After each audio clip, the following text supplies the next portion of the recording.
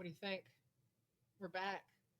And it's weird. Man, that was quick. We're sitting on the same couch in the same clothes. So this is what happens, y'all.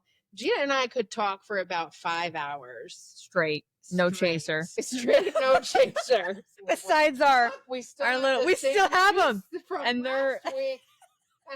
Cheers. What are we cheersing to now? Okay, yeah. Oh, it's a new episode. Rebirth. Yeah. Apparently that's what we're cheersing to because that's just what bubbled up. That's what you said. It really ties into our conversation today. So, okay, rebirth. Still spicy. All right, you're dragging. We're doing watermelon juice next time.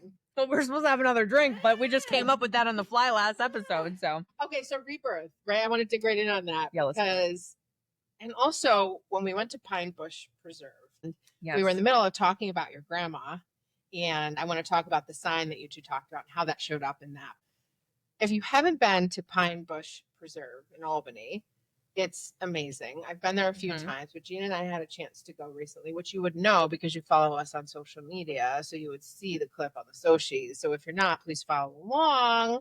But we went into like the education center and sticking with our nature theme, there was a video running and it was basically the cycle of transformation. And the end state was actually rebirth.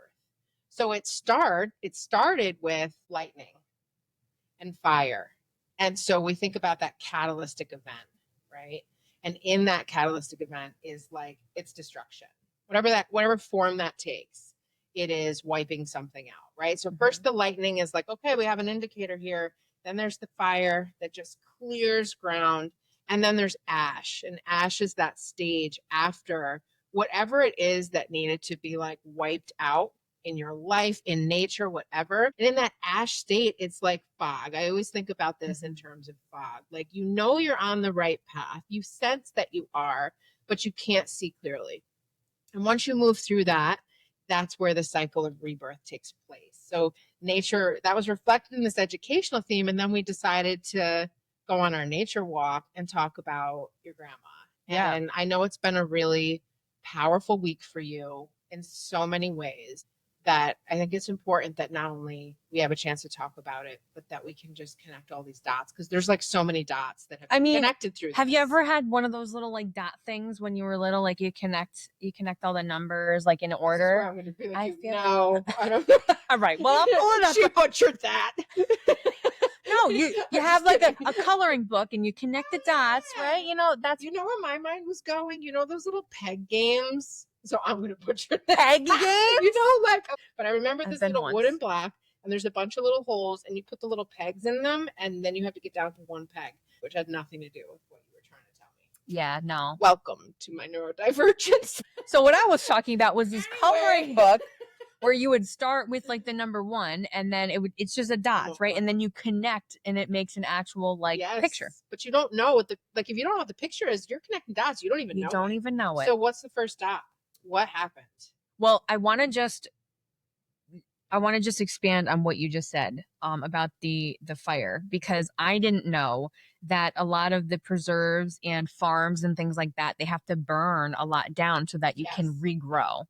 And I think that really ties into, the theme of everything. But when we talk about the destruction and just the cycle of life and the cycle of nature, everything is connected. When they're burning, like they do these controlled burns, and it's meant to get everything down to the ash so that it actually regrows. And I just thought that was fascinating because, you always think of fire as destruction. And, if there's fires happening, but they do it all the time so that they can actually I don't know the science behind it, but they do it so that they can actually regrow things. And if you do know the science behind it, please let me know. It burns it down. And just like in life, right? If something breaks us down, we come up stronger, tower moments, all these other things. Yeah. That's what happens. So when we talk about the first dot in my situation so this happened last Thursday, which was July 3rd is when she passed away.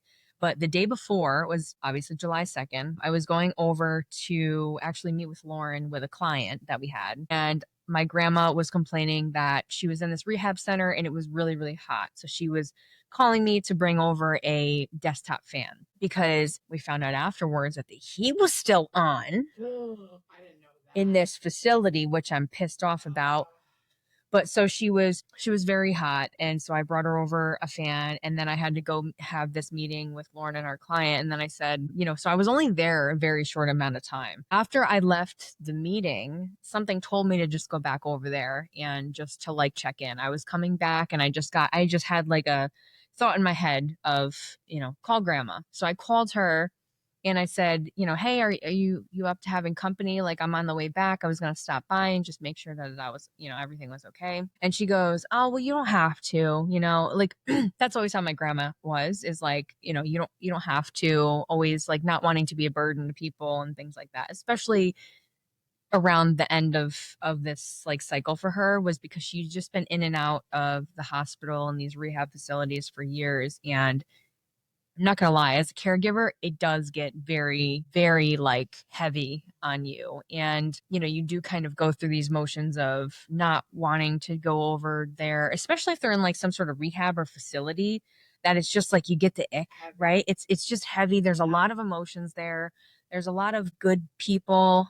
There's a lot of people who have a lot of dense stuff that they bring in there as well. So me being very sensitive to a lot of energy, I really, really hated going in those places. So and I talked to Lauren about it a lot too, of just like feeling this heaviness around the energy in this place, and like just not liking it and not wanting to go in there, but like still having to, because I was a caregiver. I needed to be there for my grandma. So I go there on this would have been Wednesday night after I'm leaving.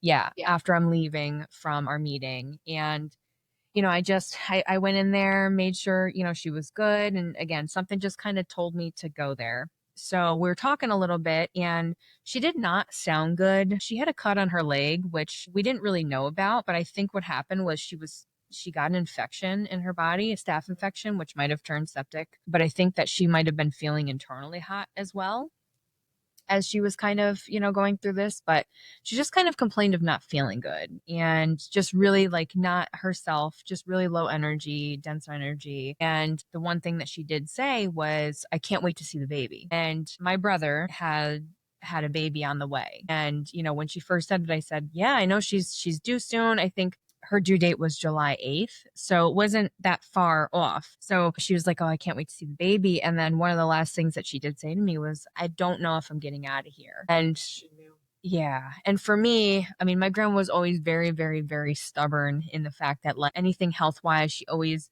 had that mentality, I'm going to get over it, I'm going to get out of here. And like when I heard that, something just didn't sit right with me that night. I didn't put two and two together, until after, but I just got a really eerie feeling when going there and when leaving. And I kind of regret. You texted me and told me that immediately. Yeah, I just was like, I don't know what, but I just didn't get a good feeling. And I think the eeriness and the heaviness of it, I had been experiencing it even weeks before, of just like that heaviness. And the whole picture thing, which I'll go into another date and time. But this whole situation of her being here was a lot, and was so many different factors. When I left and when I went home, I just had this eerie feeling. I even called my cousin, who was also very close with my grandma, and FaceTimed her while I was there, because I just didn't feel right. So I was like, I'm just going to do it. Something's telling me to do it. And when that gut feeling pops up now, I just do it. Like I heard you saying that, and I remember us having this conversation. You're like, man, even at the end of a long day where you might not even have the energy, you're like, something's telling me I got to get over there. And your only job in that moment was to get there. And you did that. And now like all these dots are showing up, but we're not able to connect them yet, because that comes later. Yeah. And a lot of times it happens after, the things happen. If you're able to retrospectively look at things instead of just sitting in what happened, you're able to put those pieces together and actually find out that there's a beautiful story in the circle of life. So moving forward to when I left, I go home, I texted Lauren, as I always do. I'm just feeling this heaviness. She just doesn't look good. And I'm telling everybody, there's something up. So I end up having a really hard time falling asleep. Something kept on like, I've never done it before. Lauren has, and I only like picture this being what it is, but I kept remote viewing into her room. Like I kept trying to go to sleep, and like my body felt like I was looking in my grandma's room, like I was there somehow. And I had never been able to do that, but that's part of the story of how, we met and and one of everything's Lauren's super superpowers. Start hanging out.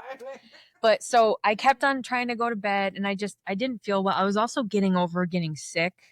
And you know, there was just a lot of swirling. Yeah, there was a lot of swirling around me. So I get a text from my mom at 12:30 in the morning saying that they're going to the hospital because they might have the baby like coming, right? Immediately I knew.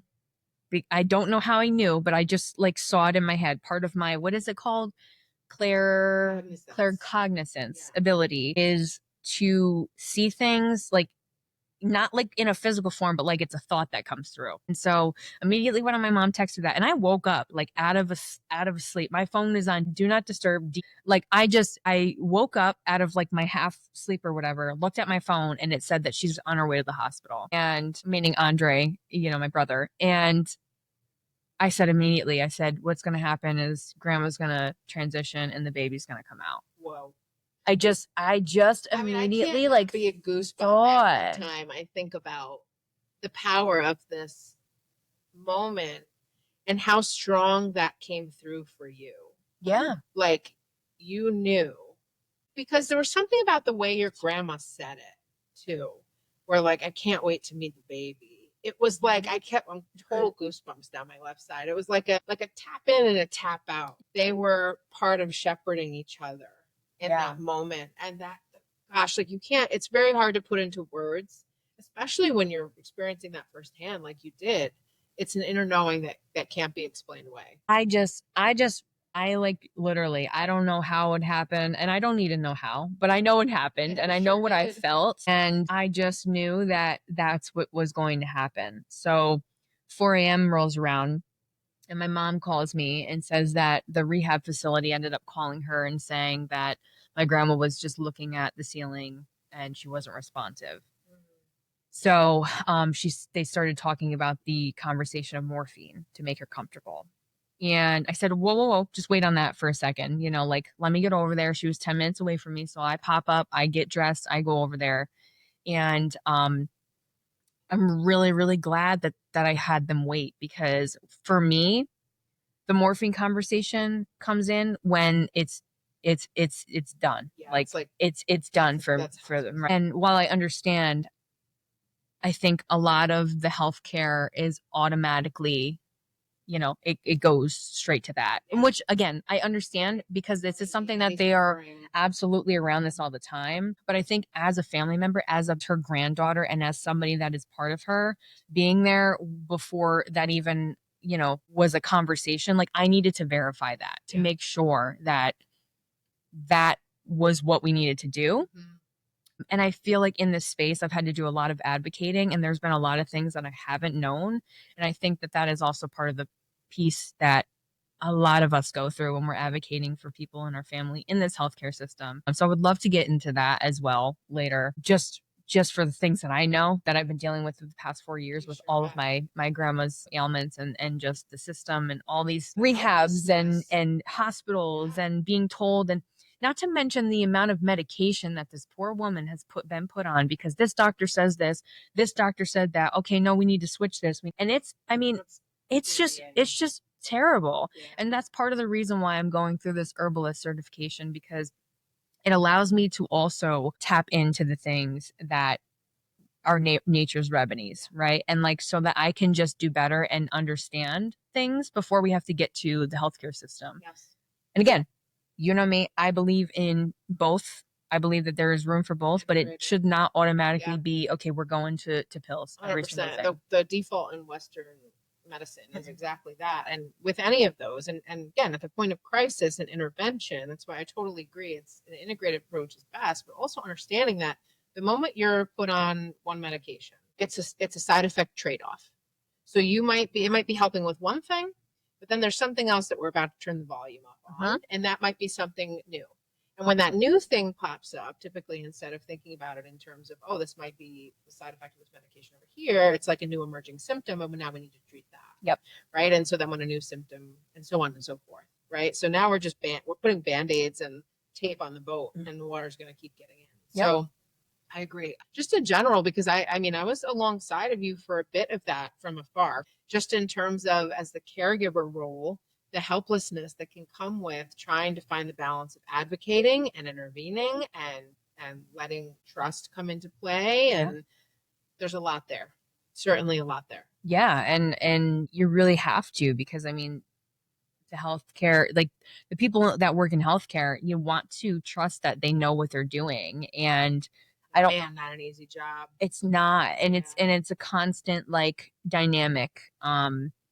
Just the things that like you can do to advocate for someone in your family that's going through the healthcare system in some way, whether it's rehab, whether it's in the hospital, because at this point I have so much knowledge. So this was a big part of your journey with your grandma. And even in that moment, I'm definitely observing and just in awe of how, with all that noise going on around you, and I know that you felt very off.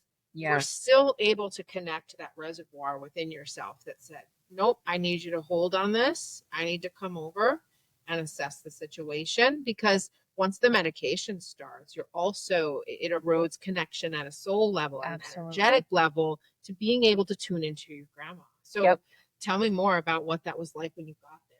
Yeah, so I obviously immediately got there. I'm the first one to respond, which is usually First responder Gina. When I got there, her eyes were looking up at the ceiling and her mouth was open. And I've been a CNA and I'm very understanding of this phase. And I've also been through multiple deaths in my family. Many of them have been more on the trauma side, but I have been in this before. So I kind of knew, okay, like this is probably going to be when she transitions, is going to be today in the next couple of hours. So I would just make it known that I'm there for her. And, I make sure that like her body started getting very cold. Yeah. It felt like like I feel like the energy kind of comes center, and the life force energy is kind of coming within. I don't know what happens internally with the body when we end up getting to end of life, but that's kind of just the vibe that I got, was the energy was slowly coming in and up and kind of helping transition. In that transition, your soul, your spirit, of course, these are the great mysteries, right? Right. But this resonated with me when I heard it, that your soul is actually in a state of coming in and out. So in that, she's probably, hanging out with the baby, getting ready for that, coming back in, seeing what's going on. It's fascinating to me that you, even in terms of like the energetics, the subtle energies, I call them, right? So it's like you're sensing that without being able to like put it on paper. Yeah. You could feel that transitioning already start. Like it already started. It was already in flight. Well, and that's the thing. It's like you talk to the nurse, right? And they go, okay, well, here's physically what's happening with the body. It's like when we see this, we know that they're starting to like leave, right? They get a little bit of like the purple or green, they get cold, because that's where the energy and the blood flow is starting to go. And while I understand that, I also have this spiritual side of me that's saying, well, this is like, yes, this is what's happening physically to the body, but energetically, here's what's happening to the energy and the life force in the body.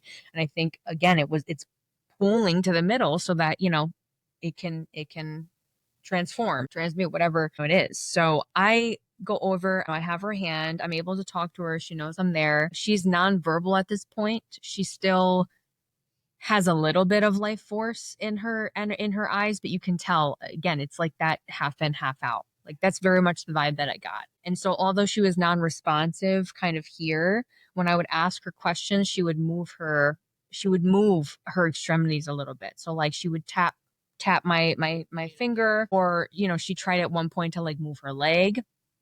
And so I would just ask her, are you in pain, or do you want and I'm asking her if she wants morphine. And at first when I got there, she kind of went like this a little bit. So I said, okay, all right, this is what we're going to do. I'm going to just talk. We're going to talk a little bit. We waited till my mom got there.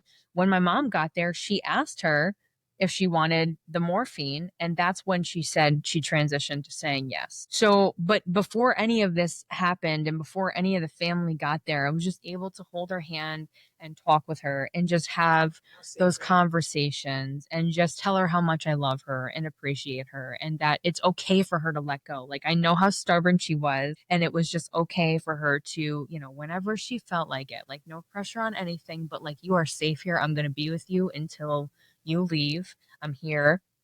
And you could like, it's so emotional. I mean, I was able to get a lot of my stuff out before the rest of my family got there so that I could be strong for them. But as I was talking to her, you could just see one tear.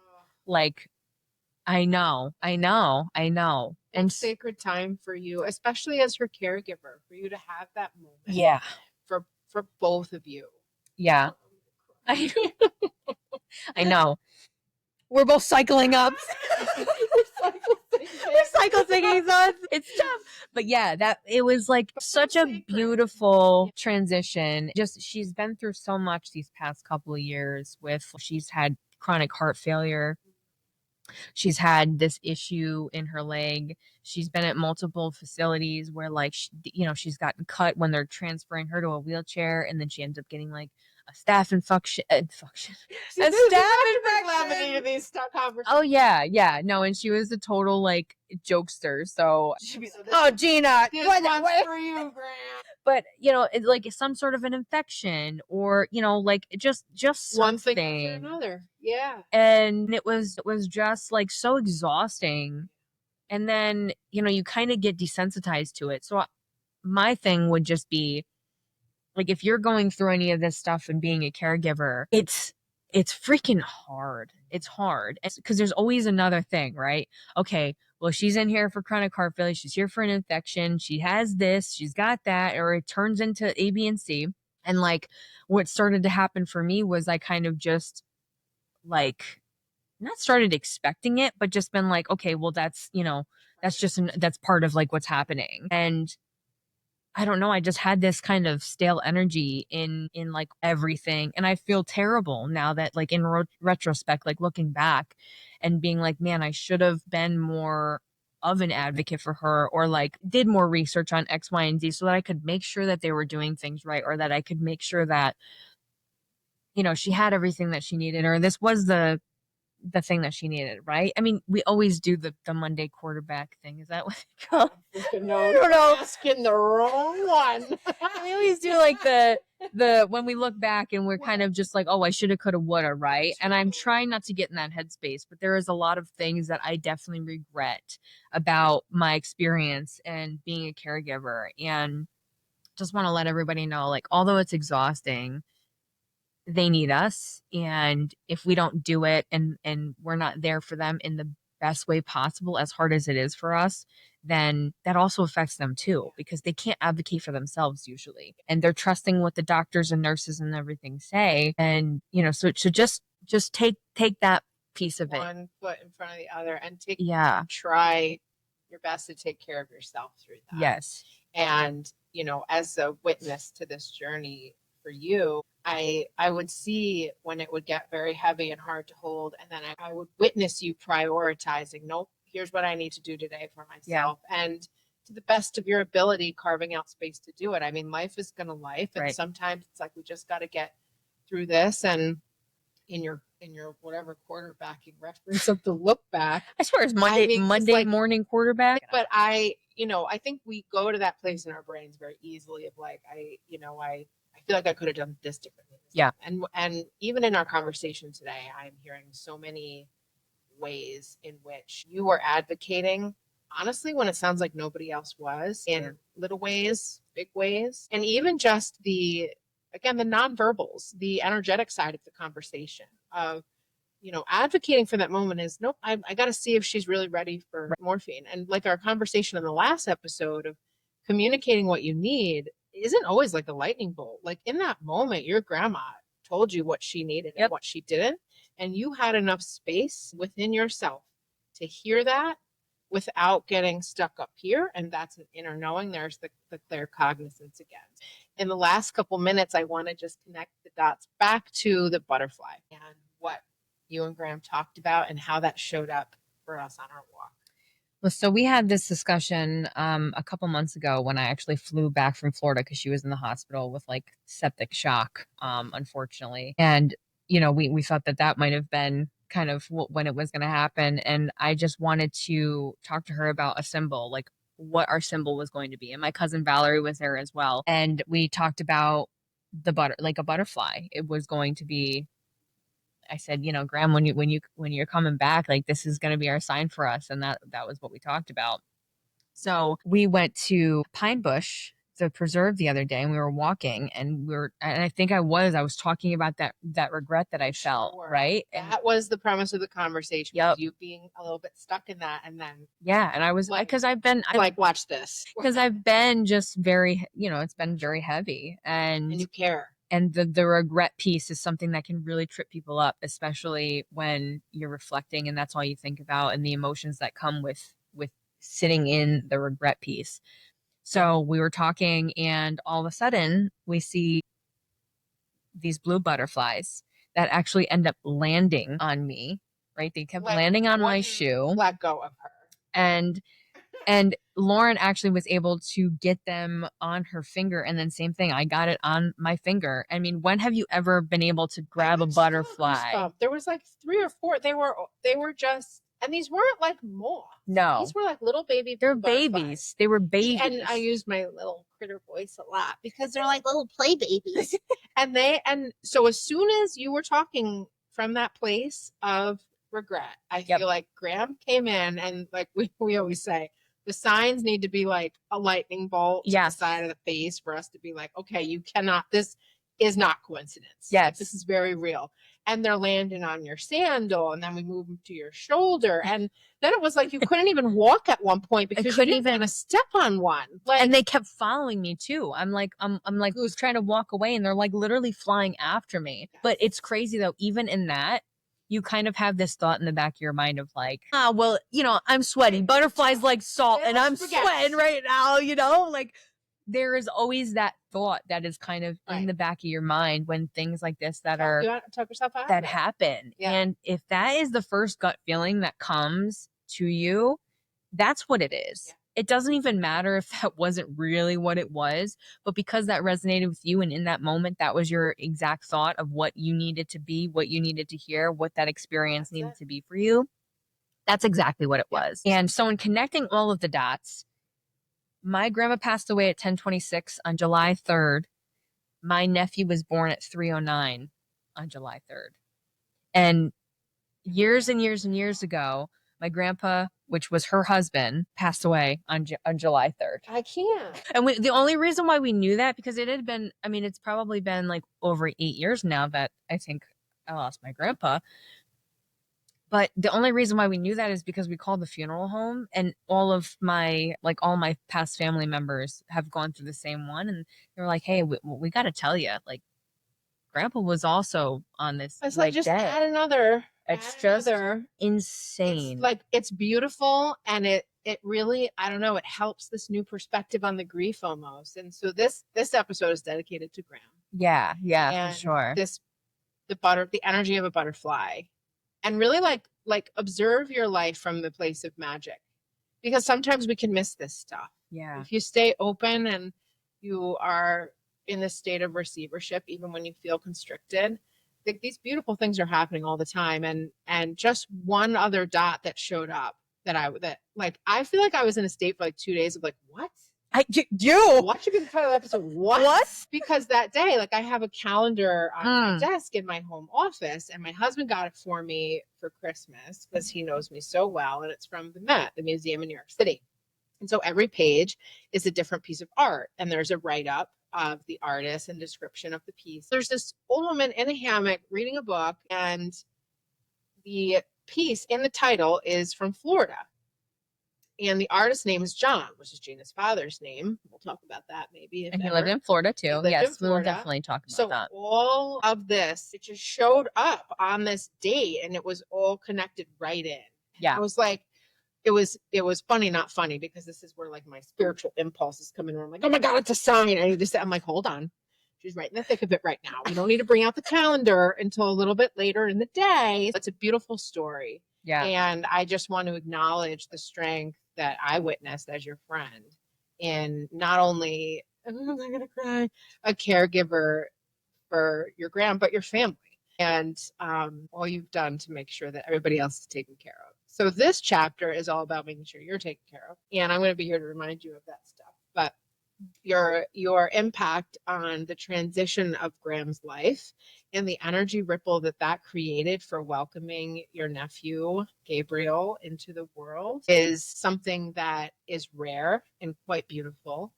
And I am just really grateful to be able to be a part of that in little ways, even just being here for you as a friend. Thank you. And I just think it's very important that this message, I mean, first of all, I've grieved. The other day I was at Walmart in the deli section and they said sliced thin. Cuts are going to hit you. Because my grandma used to get ham sliced thin. So all of a sudden I'm like holding it back. I'm like, Mike, we got to get out of Walmart. I just needed hamburger rolls. Right. So, things still come up. I'm not saying that I'm not, I still don't grieve, because I do. But I would really just encourage, like, if you're going through something tough, whether it's a loss of a family member, whether it's a loss of a past identity of yourself, whether it's, a loss of a friendship, or just the day-to-day things, is look at it for more than what it is. And if that thought does come in your mind of like, don't shut it down.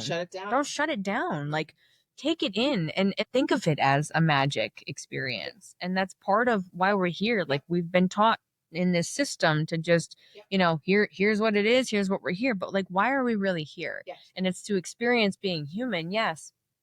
But there's so much magic in the day-to-day that we miss because we just write it off as, oh no, that's a coincidence. I don't believe in coincidences. And this whole story, if you told me this is a coincidence, I think you're on the wrong page. I'm gonna be honest with you. Yeah.